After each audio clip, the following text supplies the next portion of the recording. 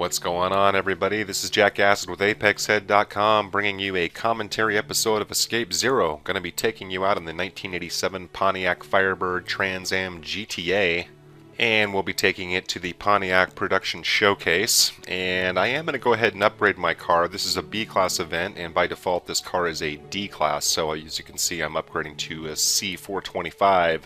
Going to be taking it out on the Sonoma Raceway, which is about 2 hours from my house. Taking a look at our difficulty, we're racing with no assists on hard AI, and just to confirm the starting grid, it's the B499 or 496 versus the C425. And if you caught my Mitsubishi Lancer Evo 6 video with commentary, you may have noted at the end that I mentioned that this would be my next commentary video, this particular car. And a lot of it goes back to the fact that I was a huge Knight Rider fan as a kid. And even though that was an 82 Trans Am and this is an 87, actually I think Knight Rider was, the last year was 86, so this is technically after Knight Rider, but probably the closest I'll get, so yeah, that's my only interest in driving this car. Just call me David Hasselhoff. Well, at least from the heyday of his acting career on the TV show, not so much the plastered out of your gourds, slobbering all over a cheeseburger David Hasselhoff. And slipping on the inside up to P3. And one thing I've noticed on the harder races is that usually there's 3 good cars and then there's the rest of the field. So the 3 cars that I'm with now are probably going to be who I'm competing with for the entirety of this race. As you can hear, I get the gearbox a little bit wrong there. There is a pretty significant difference between the default starting class of this car, which is I believe a D388, and now competing on the outside of the P4 car, which had slipped up and gotten ahead of me. And he slows down at the curb there. And now let's see if he, no, not going to challenge me on the inside there, but letting my guard down, and along he came, and that's what you have to contend with on the harder difficulties for sure. But just to go back and finish my thought, pretty big difference between this upgraded C-Class from the default class. Basically you can keep things in second gear a little bit longer. As you can see, I start to get it all wrong coming out of there.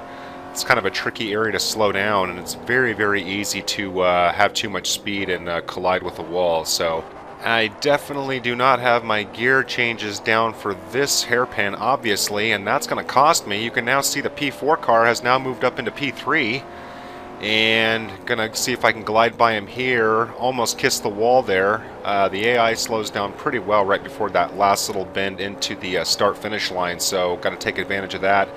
And right along through here is also where the AI typically seems to be slow. I've sort of got their number when it comes to these corners, but as soon as we get into the straights, you can see the significant difference in straight line speed, as you can see chasing the cars ahead. So here's where they slow down, and that's where I was able to get P3 before on lap 1 and start to go wide there, but able to catch it in time.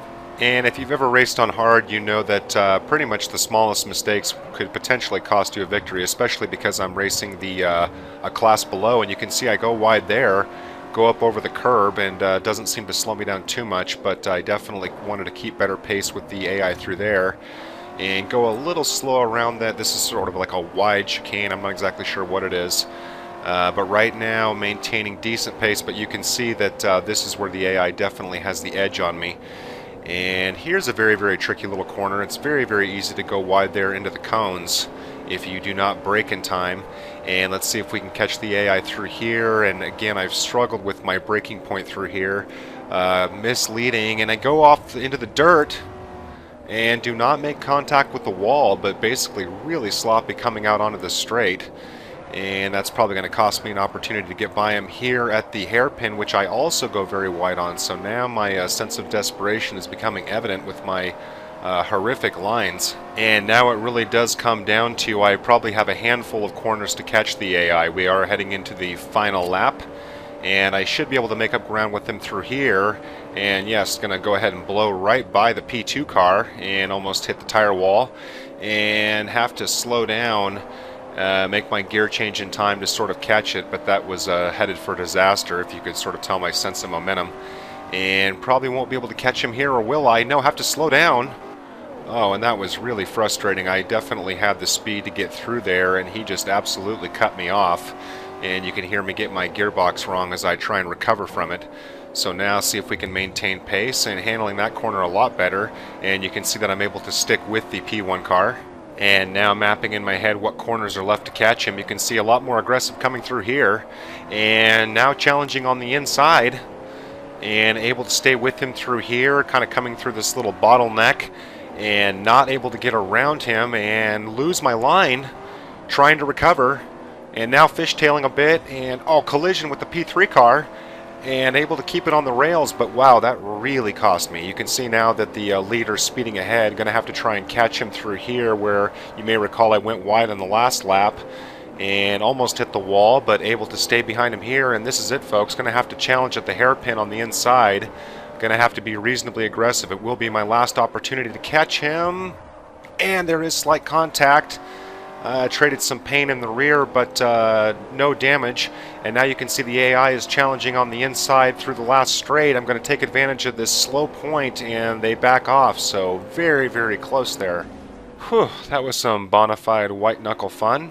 Going to leave you guys with some race highlights. I hope you've enjoyed watching. And if you have any interest in more Forza 4 videos, I've got several posted on my gaming channel, as well as a number with commentary. Be sure to check out my playlists. So while this was not a 1982 Trans Am, it's probably the closest that I'll ever come to driving one, and that's going to have to do for now. So thanks again for watching, everybody. I'll see you next time.